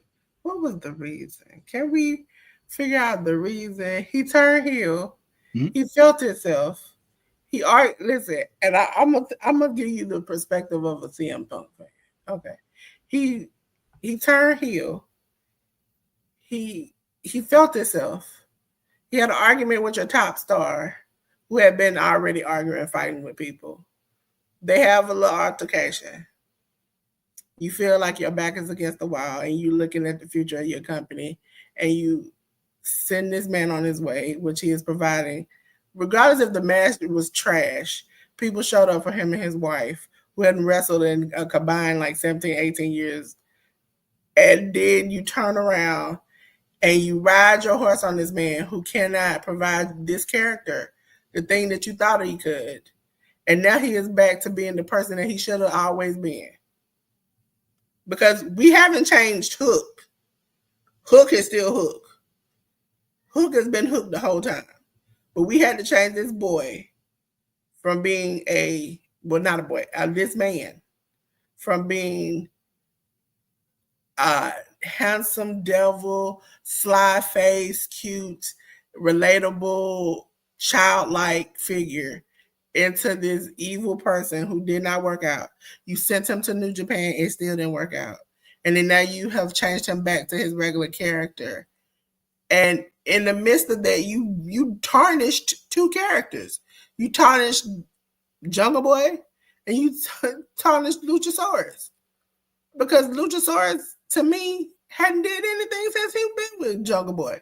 Like, they haven't been good since they've been together.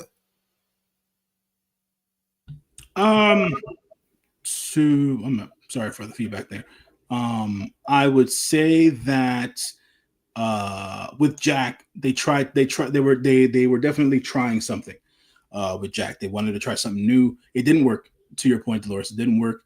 Unfortunately, I think the first month or two after the whole CM Punk thing happened and how they built the scapegoat character, especially between AEW and New Japan, that seemed to hit a certain ceiling. And then it all went downhill from there. And things just didn't go well for Jack from a character standpoint. You know what? I think what did him this service was that tape.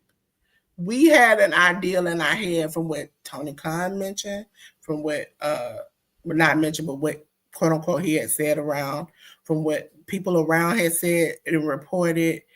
It was CM Punk, one person. Because even I was like, man, you did too much. CM Punk, one person versus 50 people. And if let's be honest. If 50 children, if you're in charge of 60, let's just say you're in charge of 51 children, and one child says, this child hit me, and we had to tussle. And then the other 50 kids say, no, he started it. Who are you going to believe? And we all thought that poor innocent Jack, he was just standing there and he got, railroaded and Tony, he was attacked and it was just like, oh my God. And then Tony puts out the tape and we looking at him and Jack is talking his smack. I mean, I give him credit for that.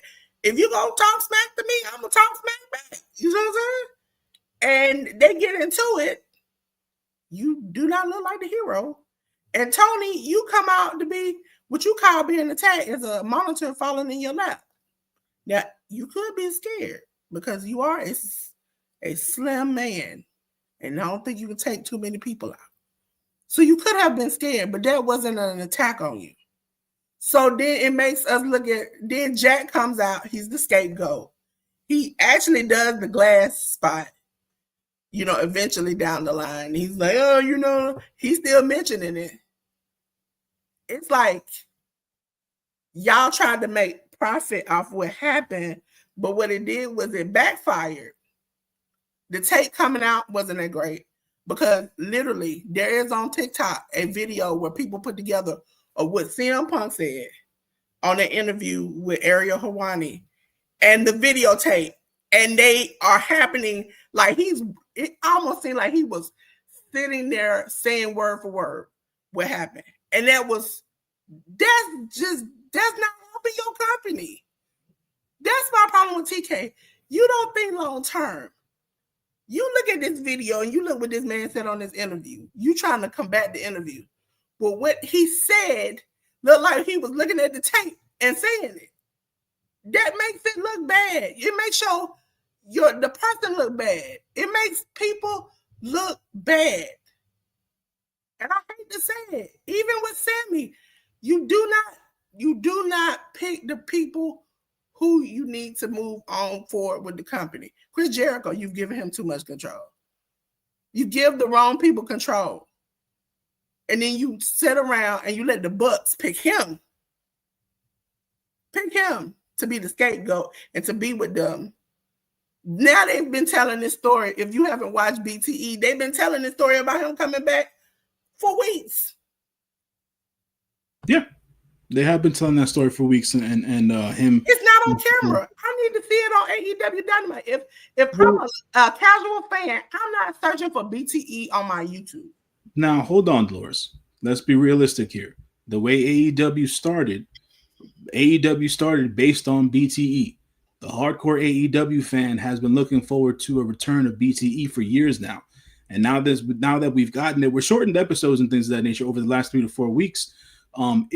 BTE was used as a vehicle to create and enhance the stories that were going on TV. So for folks to get a taste of that come back now, I think one is a positive thing for AEW in general, because it'll help enhance the stories on TV.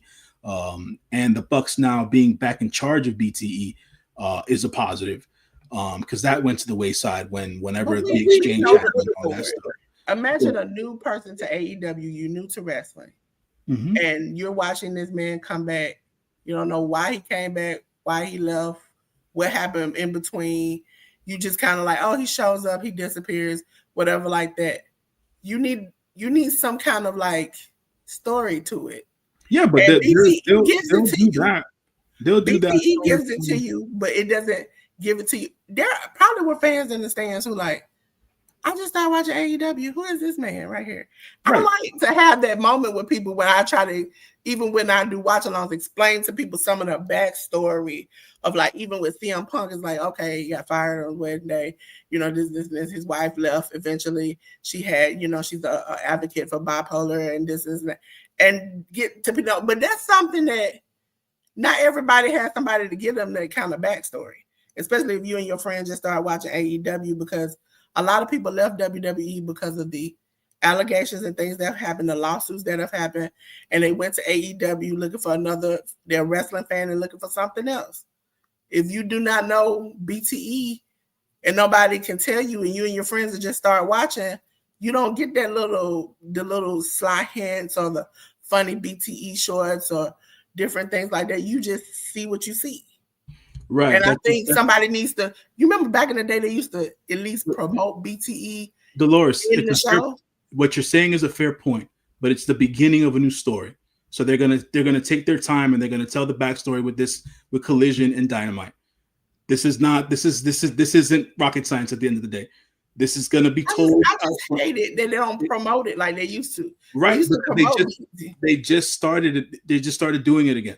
You got to give them time with certain things, especially when they're doing things from what you can tell that they've been doing this on off the cuff with this. They just thought of this basically because they have to make up for some of the talent that's gotten hurt over the last couple of months. So in this case, they're running with it right off their head and whatnot. I have trust in the Young Bucks and how they tell stories because they know how to tell stories in the long form. Like I said, like I was just saying, they're gonna tell the backstory between what happened with the Bucks and Jack and things of that nature coming in episodes of Dynamite and Collision. This was just the first step in all that, right? To your point, you're probably absolutely right. There are probably new fans in the stands and people watching All Out wondering who the hell this Jack Perry guy is. Trust me when I tell you, they will explain what this is all about because that's what the Bucks do. They are good at the details. They're good at explaining. They're good at breaking stuff down because that's how they like to tell stories in and out of the ring. So I wanted to get that across because I gotta get going. So the world title match to end this all for All Out between Adam Page and Kyle Fletcher. I myself have been privy to and had the honor and privilege of watching many a main event at many different pay-per-views. These two gentlemen here are the faces of AEW currently and into the future. This was probably one of the best wrestling matches I've seen in a very, very long time. Could you tell that Adam Page was going to win this match? I can say I did at the end of the day because it's not that Kyle's not ready. It's just not time, right? It's not time yet. At the end of the day, they're going to coronate Kyle Fletcher at some point. Trust me when I tell you that. But this match was incredible. For folks who want to go back and watch one match out of this entire show, this is the match to go watch outside of the triple threat match. And man, the last 5 matches really did the thing. But at the end of the day, terrific main event between the two of them. Great back and forth. It took every possible shot that Kyle Fletcher had in order to try and beat Adam Page, but he just couldn't win out because he made that one fatal mistake. Ego gets in the way, Kyle Fletcher, and that's what happened there. Adam Page was able to get the win, hit him with an avalanche deadeye into a buckshot lariat, and that was a hell of a main event that went 30 plus minutes between the two of them. No interference, no shenanigans, folks. So you don't have to worry about that. And great match, man. Great match, great main event. And I just wanted to say that for everybody watching. Yeah, and to your point, they won't be doing Takeshita and Okada to the top of the year because the only opportunity they have was at the King of Pro Wrestling, and he will be facing whoever is the IWGP Heavyweight Title Champion, Konosuke Takeshita. Mm-hmm. So that was their only opportunity, and he's already slated for a match on that show. Yeah. So, ladies and gentlemen, I'm gonna go back. Now I'm going to slide through real quick. We're going to show J.News what we do over here, okay? Ladies and gentlemen, 11:04 on the 18th, Access TV.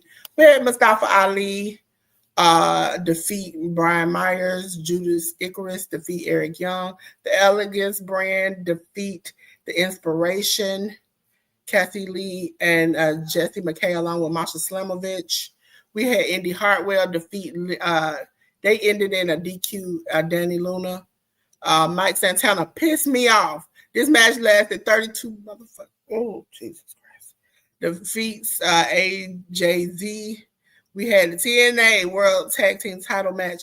The Hardys defeated the Nimitz. They still going back at it. I would say this is an okay show. Normally I trash on it, but not today. Ladies and gentlemen, we had that hardcore baby called GCW. They had 2 shows. Keep in Touch was the first one. It was on the 19th. Manny Lemons defeated Gino Rivera. Marcus Mathers defeated Oro. Vipers defeated Brittany Brooks. One Call Manders defeated Man Like Doris. Atticus Cougar defeated Starbird Charlie. JKM defeated Brandon Toon. Mance Warner defeated Rob Shee.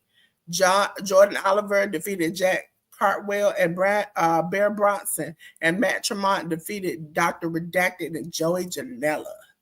I enjoyed that show, but I enjoyed this one the most out of the 2. Homecoming, ladies and gentlemen. Homecoming was on yesterday. Ladies and gentlemen, we had a steel cage match. Sam Stackhouse finally defeated KJ Orso after KJ assaulted his wife. Man Like Doris defeated Matt Cardona and the fans told man like the Reese out of the ring. Jack Cartwheel defeated Oro. We had Atticus Cougar defeat Viperous. One called Manders defeat Marcus Mathers. Jordan Oliver defeated Frankie Kazarian. Brer Bronson defeated Mance Warner. Starboy Charlie defeated Joey Janela. And for the GCW Ultraviolet title death match, Matt Trevant defeated Dr. Redacted. Okay. Defy had a good show. Ladies and gentlemen, it was Aeon. I'm not even gonna try. It was on the 19th. We had a Defy World title match, and it was a title change because I was so glad to see Brian Keith defeat Clark Connors. Evan Rivers defeated El Phantasmo and Ethan HD and Miles. We had a Defy women's title match where Marina Shafir defeated Hyon. Said that right, J.News. Midnight Heat, Eddie Pearl and Ricky Gibson still going at it. Defeated Matt Brandigan and Randy Myers. Nicole Matthews defeated Amira. Did a super heavyweight cup match where Killer Cross defeated Kelvin Tateman. I'll tell you, go back and go watch that, okay? Ladies and gentlemen, New Japan Pro Wrestling. It was Road to Destruction 2025. Yeah, so this is the shows that went down last week. Shows from the 15th. The Noboro Betsu Rambo match had Shota Umino winning the Rambo. In the Rambo, we had Dick Togo, Don Fale, Evil, Katsuyori Murashima, Masatori Yasuda, Master Wato, Oleg Bolton, Shomokato, Tatsuya Matsumoto, Tiger Mask Yo, Yu Urimura, and Zane J. Shota Umino won that. Bullet Club War Dogs tag team, David Finley and Gabe Kidd, along with Gato, defeated Daiki Nagai and Shingo Takagi of the unaffiliated. Bullet Club War Dogs, Oscar, Taiji Ishimori, and Yuto Ice defeated Taichi, Takamishinobu, and Tomohiro Ishii. House of Torture members Doki Ken Ren Narita, Sonata Show, and Yujiro Takahashi defeated TMDK members Hartley Jackson, Kosei Fujita, Robbie Eagles, Ryohei Oiwa, and Zack Sabre Jr. The Great Bash heel tag team of Sogi Makabe and Tomoaki Hanma, along with Toru Yano, defeated El Desperado, Hiroshi Tanahashi, and Ryusuke Taguchi. El Desperado and Hiroshi Tanahashi then defeated the Great Bash heels of Takashi Iizuka, came back with the Iron Claw along with Toru Yano there. And then Hiroshi Tanahashi with El Desperado and Ryusuke Taguchi at ringside defeated Toru Yano in a one-on-one match there. As they did that up on the 17th, we had Tatsuya Matsumoto and Zane J go to time limit draw. Shomokato and Tiger Mask defeated Katsuyori Murashima and Matsutori Yasuda. House of Torture members Dick Togo, Don Fale, and Evil defeated Oleg Bolton, Tamaki Hama, and Yu Uemura. Bullet Club War Dog members David Finley and Gabe Kidd defeated Daiki Nagai and Shingo Takagi of the unaffiliated. Bullet Club War Dog members Oscar, Taiji Ishimori, and Yuto Ice defeated Taichi, Takamishinoku, and Tomohiro Ishii. El Desperado, Hiroshi Tanahashi, Ryusuke Taguchi, and Shota Umino defeated Master Wato, Togi Makabe, Toru Yano, and Yo. And then the House of Torture members Doki, Ren Narita, Sonata Show, and Yujiro Takahashi defeated TMDK members Hartley Jackson, Kosei Fujita, Robbie Eagles, Ryohei Oiwa, and Zack Sabre Jr. Then on the 18th, I believe the 18th was a couple of days ago, 3 days ago.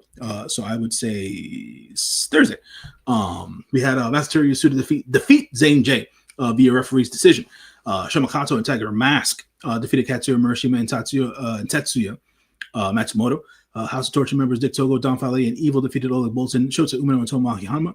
Bullet Club War Dog members David Finley and Gabe Kidd defeated Daiki Nagai and Shingo Takagi of the unaffiliated. Bullet Club War Dog members Oscar, Taiji Ishimori, and Yuto Ice defeated Taichi, Takamishinoku, and Tomohiro Ishii. El Desperado, Hiroshi Tanahashi, Ryusuke Taguchi, and Yu Uemura defeated Master Wato, Togi Makabe, Toru Yano, and Yo. And then TMDK's Hartley Jackson, Kosei Fujita, Robbie Eagles, Ryohei Oiwa, and Zack Sabre Jr. defeated House of Tortures Doki, Ren Narita, Sonata Show, and Yujiro Takahashi. On the 20th, which was yesterday, we had Masatori Yasuda defeat Tatsuya Matsumoto. Shomokato and Tiger Mask defeated Katsuya Murashima and Zane J. House of Torture members Dick Togo, Don Fale, and Evil defeated Oleg Bolton, Tomoaki Hama, and Yu Uemura. Daiki Nagai, Shingo Takagi, and Yoto Tsuji of the unaffiliated defeated Bullet Club War Dog members David Finley, Gabe Kidd, and Gato. Bullet Club War Dogs Oscar, Taiji Ishimori, and Yuto Ice defeated Taichi, Takamishinoku, and Tomohiro Ishii. Master Wato, Togi Makabe, Toru Yano, and Yo defeated El Desperado, Hiroshi Tanahashi, Ryusuke Taguchi, and Shota Umino. And then TMDK members Hartley Jackson, Kosei Fujita, Robbie Eagles, Ryohei Oiwa, and Zack Sabre Jr. defeated House of Torture members Doki, Ren Narita, Sonata Show, and Yujiro Takahashi. Ladies and gentlemen, it's time for preview. Starting with New Japan Pro Wrestling. Road to Destruction 2025. We had Zane J. We're going to have Zane J versus Metasumo. Did I pronounce that right, J.News? I might be wrong. Shomakato and Tiger Mask versus. Oh, that was today too. I got it. Yeah, Zane J and Tetsuya Matsumoto are going to go 1-on-1. They'll probably end up in the draw. Then we have Shomakato and Tiger Mask going up against Katsura Murashima and Masatori Yasuda. Ole Bolton, Shota Umino, and Tomoya Nakahama are going to go up against House of Torture members Dick Togo, Don Fale, and Evil. Daiki Nagashi, Shingo Takagi, and Yota Tsuji of the Unaffiliated going up against Bullet Club War Dog members David Finley, Gabe Kidd, and Gato. Taichi, Takamishinoku, and Tomohiro Ishii will go against Bullet Club War Dog members Oscar, Taiji Shimori, and Yuto Ice. El Desperado, Hiroshi Tanahashi, Ryosuke Taguchi, and Yuya Uemura going to go up against Master Wato, Sogi, Makabe, Toriyano, and Yo.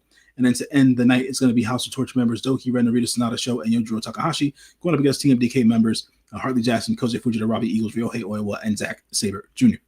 The 22nd, which is tomorrow, Monday, Zane J is going to go against Masatori Yasuda. Shomakato and Tiger Mask are going to go against Katsura Murashima and Tetsuya Matsumoto. Ole Bolton, Tomoya and Yuya Uemura are going to go up against House of Torture members Dick Togo, Don Fale, and Evil. Daiki Nagashi, Shingo Takagi, and Yota Tsuji of the Unaffiliated go up against Bullet Club War Dog members David Finley, Gabe Kidd, and Gato. Taichi, Takamishinoku, and Tomohiro Ishii go up against Bullet Club War Dog members Oscar, Taiji Shimori, and Yuto Ice. El Desperado, Hiroshi Tanahashi, Ryosuke Taguchi, and Shota Umino go up against Master Wato, Sogi, Makabe, Toriyano, and Yo. And then House of Torture members Doki, Ren, Narita, Sonata Show, and Yujiro Takahashi will go up against TMDK members Hartley Jackson, Kosei Fujita, Robbie Eagles, Ryohei Oiwa, and Zack Sabre Jr. On the 24th, we had Katsura Murashima and Tetsuya Matsumoto go up against Masatori Yasuda and Zane J. Hiroshi Tanahashi versus Master Wato in a special one-on-one match there. Ryosuke Taguchi, Shomakato, and Tiger Mask versus Great Bash Heel, Toki Makabe, and Tomoaki Hanba, along with Toriyano. Oleg Bolton, Shota Umino, and Yuya Uemura go up against House of Torture members Dick Togo, Don Fale, and Evil. Taichi, Takamishinoku, and Tomohiro Ishii are going to go up against Bullet Club War Dog members Gato, Oscar, and Yuto Ice. Hiromu Takahashi, along with Shingo Takagi and Yota Tsuji, are going to go up against Bullet Club War Dog members David Finley, Gabe Kidd, and Taiji Ishimori. House of Torture members Ren, Narita, Sonata, and Yujiro Takahashi will face off against TMDK members Hartley Jackson, Ryohei Oiwa, and Zack Sabre Jr. For the IWGP Junior Heavyweight Tag Team titles, we're going to have a match of House of Torture members of the champions of Doki and Sho. They're going to be going up against the Ichiban Sweet Boys of Kosei Fujita and Robbie Eagles of TMDK. And then for the IWGP Junior Heavyweight title match, we're going to have the champion El Desperado go 1-on-1 versus Yo. Yes, ladies and gentlemen, TNA. Victory Road, ladies and gentlemen. On the 26th, you can find it on TNA Plus or the pay-per-view provider. Mustafa Ali versus Moose. TNA X Division title match, Leon Slater versus Myron Reed. TNA Knockouts World Tag Team title match, the Elegance brand will face off the Inspiration. We have the TNA Knockouts World title match with a special referee, Indy Hartwell, Ash by Elegance versus Masha Slamovich. Ladies and gentlemen, this is the new place we're going to go. It is Extreme Wrestling, TNT. They will be doing Effie's Big Gay Brunch on the 27th. For those who don't know, Effie is a wrestler who represents the LGBTQIA plus community, and he has this every WrestleMania week, but because they're going to Saudi Arabia in a few years, next year, I think it is, he won't be doing it there. So they're doing some shows in the UK like they normally do. So this will be the third version of AFC's Big Gay Brunch in the UK. We have Dark Sheik versus Adam Bolt. Rainbow Rumble match. We have Connor Molly versus Sammy Blue versus Unknown Person versus Aria Czech versus Prince Pele. We have Leonardo Darwin and Tate Mayfield versus Effie and another person. We have a Pride Up briefcase scramble match. Sky Smithson, Steen, Tony Wright, Archer, and the unknown opponent will be in that match. TNT Ultra X title match. Che Monet versus Sunny Kiss. I can't wait to see Sunny Kiss. Ladies and gentlemen, you know I had to cover this because I'm a big girl. Listen, I'm a big girl. I got to cover this. It is TNT's Sirens Fury. What a big girls play, okay? It is on the 27th on Triller TV. Lucky Sky versus Melissa Fierce. 4-way match. Hannah Taylor versus Holly Barlow versus Leah Raven versus Decca. We have Alexis Falcon versus Angel And we have Chantel Jordan versus Harley Hudson. For the TNT Women's Tag Team title match, we have the experience of LA Taylor and Sky Smithson versus the She-Wolves of Casey and Molly Spartan. We have TNT Undisputed Women's title match, Lana Austin versus Session Martina. Okay, we talked about that. Now we're on to Wrestling Revolver. Ladies and gentlemen, Revolver Redemption is on the 27th on Triller TV. We already have 3 matches listed. Jake Christ versus Sky Day. That's J.News word. La Carmisa. Where are you? La Cremosa. Oh, okay. La Carmosa. See, I almost got the first. That'd be last. Maya versus the BDE. We have a Revolver Texas title no rope pit fight where JD Griffey is going to face Brick Savage. Ladies and gentlemen, we're on the WWE, and you know what it is? It's watch along time, and we're going to be watching on 7 p.m. Eastern, 4 p.m. Pacific for No Mercy, ladies and gentlemen. We have a women's speed title match, Sol Ruka versus an opponent. WWE NXT women's title match, JC Jane versus Lola Vice. The WWE North American title match, we have Ethan Page versus Tavion Heights. For the WWE NXT title match, we'll have Obafemi versus Ricky Saints. Now, this is a J.News word because I do not know how to pronounce this title. It's through the AAA, and it is the Alianzas. Alianzas. Listen, it doesn't have a second slide because they only had 1 match listed so far. And it's El Grande Americano versus Dragon Lee versus El Hijo del Vikingo. Hopefully, El Hijo won't get booed. As you know, we normally do the spotlight. And so now, ladies and gentlemen, we're going to come on to the regular screen. So I don't know why I add myself to J.News. Get out my spot. I'm going to do 2 people, well, 2 companies. I'm going to do WWE and I'm going to do GCW. For GCW, I'm going to do KJ Oro because, listen, Fuego del Sol. That's what we're going to call Fuego del Sol. He's been doing so much better. I enjoyed his rivalry with Sam Stackhouse. It has gotten bloody. And even to involve Sam's wife, I say that this is the best thing that has happened to him since leaving AEW. For the WWE, you all know where I'm going to go. I'm going to go for the wonderful couple of AJ and CM Punk. Because I enjoyed that they were like so lovey-dovey, so cute. And I enjoyed that she came back. Now, I do admit her working punches are not cute. But other than that, she did perfectly well. So those are my 2 spotlights of this week. I'll go with I'm going to spotlight AEW. This week, just with 2 different members of the roster. Because as of right now, New Japan, unfortunately, isn't necessarily moving the needle. As a matter of fact, I mentioned CMLL in this one as well. I'll throw this in. So for AEW, spotlighting the return of Pac. Pac is back. I've been a big fan of Pac for damn near 2 decades now. At the end of the day, glad to see him back. Hopefully, they'll have him sink his teeth into something storyline wise within the sphere of the Death Riders and AEW TV. So I wanted to spotlight Pac, and then I also wanted to spotlight Mystico from CMLL for winning his match against MJF at Aniversario and getting back that light heavyweight championship over at CMLL. It was one hell of a match. It's a match that I would recommend anybody to go back and watch. It happened this past Friday. And it was supposed to be mask versus title. Mystico won in a bloody affair. I didn't think it was going to be as bloody as it was, and it turned out to be that way. Great heel work from MJF and John Cruz. Can't forget about John Cruz. And Mystico was able to basically carry all that energy that the crowd was giving him at Arena Mexico and turn it into one of the biggest wins in recent CMLL history, man. So I just wanted to spotlight Mystico in that particular regard. Folks, I got to get going. I got another podcast to do in a couple of minutes. Appreciate y'all as always for tuning in here at the Hit the Ropes podcast. Y'all can always check me out on the socials, be it on Twitter, be it on Instagram, and things of that nature. I'll be back next Sunday with Delores here on the Hit the Ropes podcast at 1 p.m. Eastern Standard Time. Appreciate y'all. There's a QR code. The QR code has all my links to my socials and my written reviews for the movies that I watch via Letterboxd and things of that nature. If y'all folks would do me the favor of checking out my written reviews on Letterboxd, it'll be great. The link is in the QR code as well. So appreciate y'all. Thank y'all as always, and I will see you next week. Thank you. Ladies and gentlemen, now it's time for the shenanigans.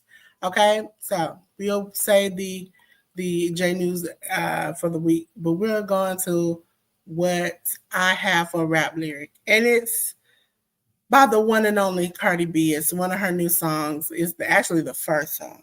It's Cardi B's "Dead" by featuring Summer Walker, and this is one of the lyrics. Okay, so it says, "They say Cardi, you tweaking now. I don't be tweaking enough. It just be doing shit, and I be letting it slide, and I don't be bringing it up. It just be out here telling lies about me, and y'all just be eating it up. But when I drag her to hell, Cardi, you evil as uck. Say my name, she getting the belt. She think I'm playing, she getting the belt. When we go in the store, don't touch nothing, you complaining or you getting the belt. I've cried 300 days last year, and none of y'all called me up. And like those tears that ran down my face, y'all about to be salty as fuck. Listen, they're connected to me. I love the album. It's probably gonna be for the next 23 weeks, one lyric out of all the songs because I enjoyed it.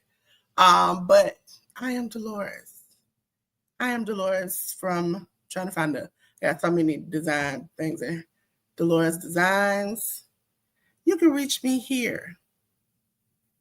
Listen, I like a good a good challenge. If you want to learn how to do something, call me.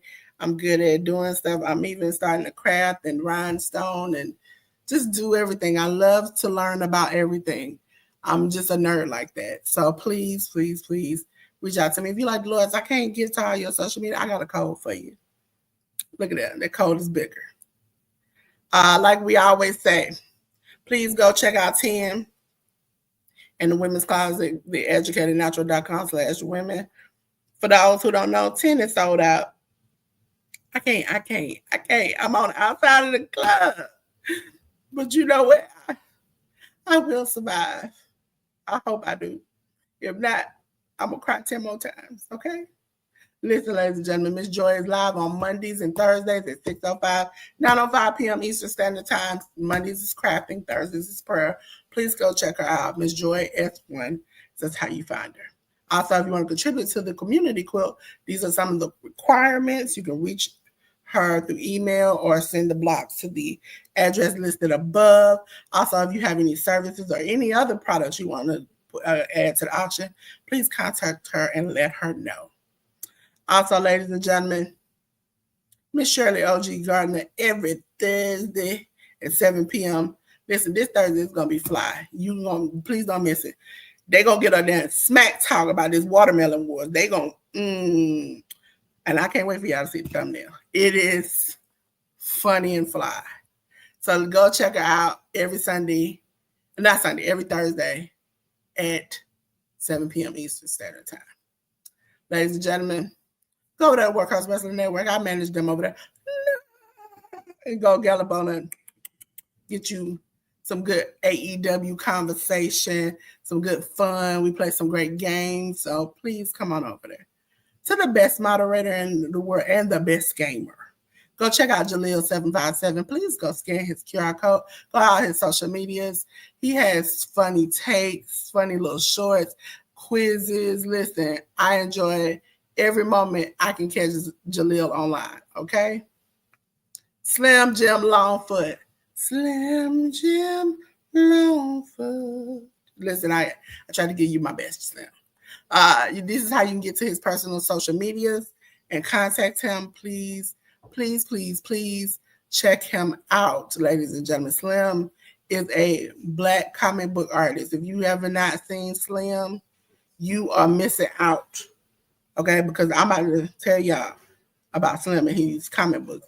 He is part of the UGI Studios with his best friend, Johnny Quest Gaming from the Generic Strip Club they have here on YouTube.